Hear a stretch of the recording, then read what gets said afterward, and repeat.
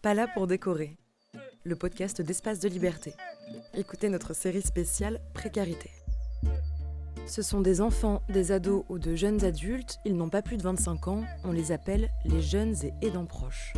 Suite à un handicap, une maladie, un accident ou une addiction, ils s'occupent d'un proche en situation de dépendance. Dans le secondaire à Bruxelles, il se rend entre 2 à 3 élèves par classe. Pourtant, leur situation n'est ni connue ni reconnue. Pour les plus de 18 ans, obtenir le statut d'aidant proche est toujours synonyme de parcours du combattant. Pas ou peu de soutien existe donc pour ces jeunes dont le quotidien et les besoins passent sous les radars. Nous les avons rencontrés grâce à l'ASBL Jeunes et Aidants Proches. Ils s'occupent de leurs proches, mais qui se préoccupe d'eux ? Un podcast d'Espace de Liberté.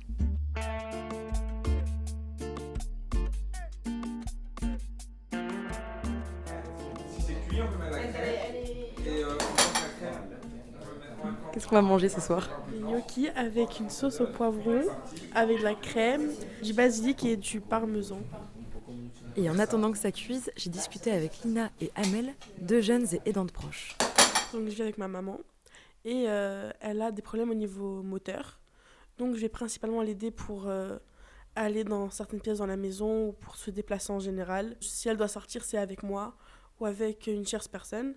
Elle peut pas faire à manger ou bien c'est très très compliqué parce que du coup elle a du mal à rester debout, à tenir des objets. Donc c'est moi qui vais m'en occuper, qui vais faire les courses, le ménage en général et tout ce qui touche à s'occuper de la maison et à l'extérieur. Je m'occupe aussi de payer les factures, de gérer son budget, etc. Parce que du coup, elle n'a plus les capacités de le faire. Et toi, est-ce qu'il y a des personnes qui t'aident ? Non, je suis la seule à le faire. Pas à cause, mais cette situation va par exemple m'empêcher parfois d'aller à l'école. Donc je suis en décrochage scolaire. Ça va m'empêcher juste de sortir de chez moi l'esprit tranquille.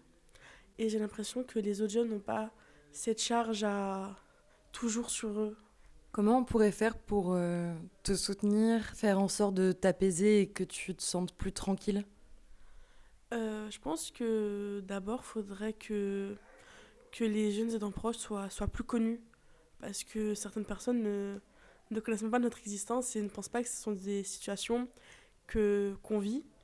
Et mettre en lumière justement les gens qui peuvent nous aider. Par exemple, j'ai récemment appris qu'il y avait des gens qui géraient le budget de la personne malade. Ça m'est déjà arrivé d'avoir oublié de payer une facture et on s'est retrouvé sans internet. Avec ces gens-là, ça aurait pu être évité. Qu'est-ce que ça te fait quand t'es ici ? J'ai l'impression en fait de partager justement cette charge avec d'autres personnes. Parfois, du coup, on discute avec d'autres aidants et on se rend compte que parfois on a les mêmes situations et la même manière de réagir. Ou parfois, d'autres aidants ont d'autres manières de gérer et donc ça peut nous aussi nous aider d'une certaine manière à gérer autrement. Toi, par exemple, comment ça a pu t'aider à essayer de voir les choses un peu autrement avec ta maman ? J'ai appris un peu à me poser une limite parce que si moi je vais pas bien, je pourrais pas m'occuper d'elle. Et ici, du coup, la SBL m'a beaucoup aidée du coup avec ça, à vraiment poser une limite et que du coup j'ai aussi ma santé entre guillemets qui va mieux. Du coup, j'ai vraiment instauré un cadre parce que je suis avant tout la fille de ma maman et pas l'infirmière sur laquelle elle peut se reposer.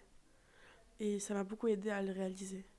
Et à le faire sans me sentir coupable. Je culpabilisais parfois quand j'allais à l'école parce que je me suis dit que, ok, s'il se passe quelque chose, je serai pas là. C'est souvent arrivé que quand je rentre de l'école, elle était par terre inconsciente. Donc pour une enfant, c'est parfois compliqué de gérer ça. J'ai déjà pensé à si jamais un jour je vais habiter seule ou quoi, mais je sais que si je trouve pas de solution pour ma maman, je n'habiterai pas seule et je resterai avec elle le plus longtemps possible pour être sûre qu'elle aille bien et pour continuer à m'occuper d'elle comme il le faut. Alors, ce qui peut causer une précarité un peu plus grande pour... Lui, c'est Guillaume Paik, éducateur spécialisé pour l'ASBL Jeunes et Aidants Proches. Une maladie, ça bouffe la ressource en fait. Ça bouffe la ressource d'une famille, ça peut être la ressource temporelle, ça peut être la ressource financière. Dans certains cas, ça peut même être la ressource affective qui peut être bouffée. Et des fois aussi, ils ne connaissent pas leurs droits. Donc le but, c'est d'aller chercher leurs droits avec eux. C'est pour ça qu'on a une AS avec nous aussi dans l'équipe. Et c'est de dire, on sait que c'est difficile pour toi en ce moment. Parce que c'est aussi ça qui est compliqué avec les jeunes qu'on a, c'est que c'est des maladies chroniques. souvent qui ont leurs parents ou leurs frères, leurs sœurs ou un membre de leur famille. Et l'idée, c'est que des fois, il y a des périodes où c'est pire, des fois, il y a des périodes où ça va mieux, la maladie. Et des fois, il y a beaucoup de ressources familiales qui sont déjà là. Donc, nous, notre but, c'est d'aller faire en sorte que le jeune y pense, à se dire, en fait, tu peux demander à tonton, à tata, je peux leur dire, c'est pas un tabou de dire que ça va pas bien pour l'instant à la maison à cause de la maladie. Enfin, c'est pas de leur faute. Et donc, l'idée, c'est aussi de leur enlever cette culpabilité qu'ils peuvent se mettre dans leur tête. Moi, c'est comme ça que je lutte contre la précarité des jeunes, parce que c'est comme ça que moi, je la vois en tant qu'éduc, quoi.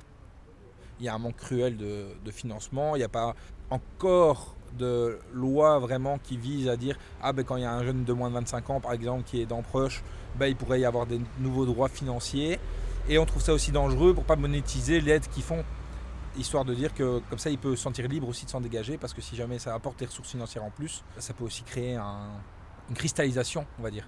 Mais si je m'enlève de l'aide, je perds des sous, et donc c'est pas si évident que ça. Il y a ce qui se passe à la maison, et ils aiment bien aussi des fois, pour la plupart quand même, avoir un autre espace qui existe et qui est celui de l'école, où ils peuvent vraiment être que jeunes. C'est pour ça que nous on insiste sur la notion de jeune et aidant proche. Il y a déjà la table. Tu veux de la greu ou quoi? La grenadine. La grenadine ça mettrait substance pas hyper légale de la grenadine. Du coup, je m'appelle Amel, j'ai 21 ans et je suis étudiante à l'école polytechnique de Bruxelles, ingénierie civile. Parce que suite à une erreur médicale, et en fait, suite à une injection au niveau des cervicales, injection qui s'est mal passée, mon papa a fait un infarctus de la moelle épinière et maintenant tétraplégique en fait.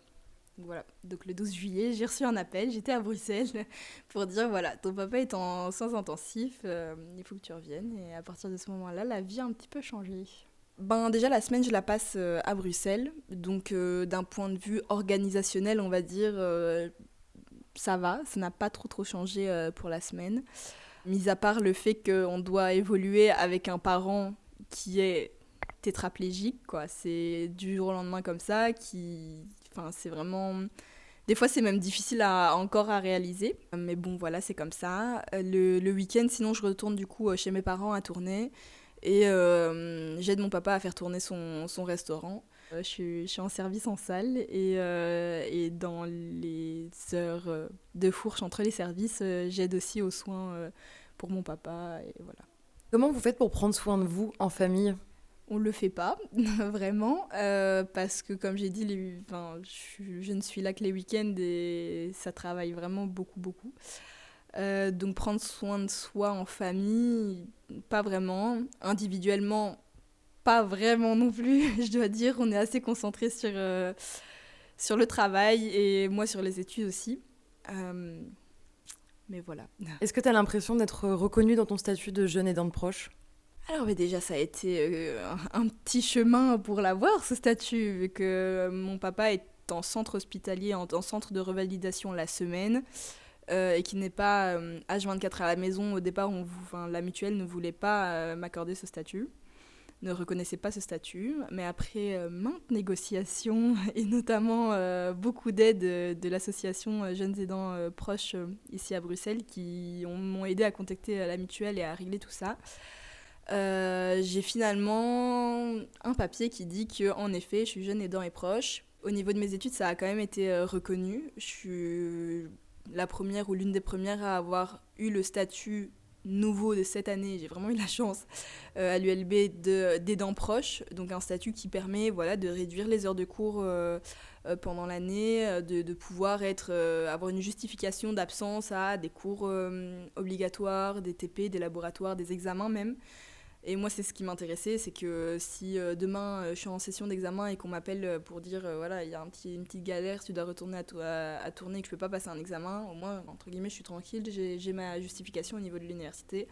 Je veux dire que dans ma faculté, tout le monde a été très très compréhensif et m'ont vraiment aidé dans ce chemin-là pour avoir ce statut au niveau de l'ULB. Donc à ce niveau-là, c'est reconnu. Ouais.